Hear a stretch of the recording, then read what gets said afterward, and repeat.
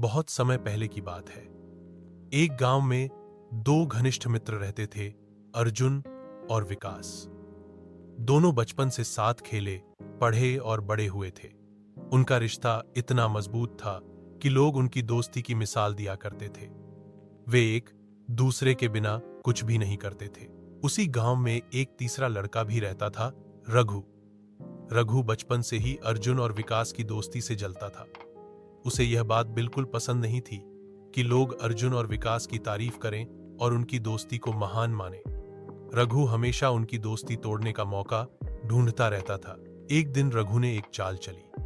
वह चुपके से अर्जुन के पास गया और बोला, तुम्हें पता है, विकास तुम्हारे पीछे तुम्हारी बुराई करता है। वह कहता है कि तुम स्वार्थी हो और असफल हो जाओगे। अर्जुन को बहुत दुख हुआ। उसने बिना सत्य जाने रघु की बातों पर भरोसा कर लिया।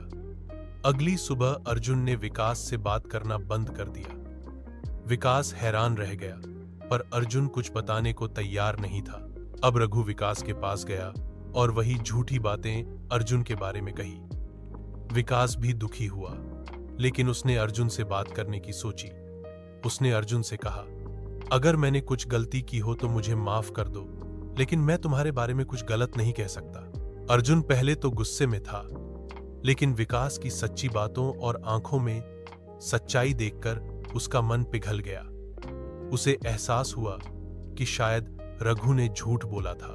दोनों मित्र अब समझ चुके थे कि रघु उनकी दोस्ती तोड़ना चाहता था। उन्होंने मिलकर एक योजना बनाई।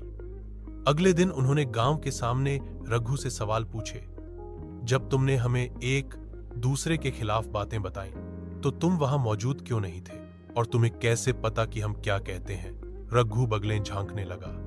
उसकी साजिश सबके सामने आ गई। गांव के लोगों ने उसकी निंदा की और अर्जुन विकास की सच्ची दोस्ती की फिर से तारीफ की।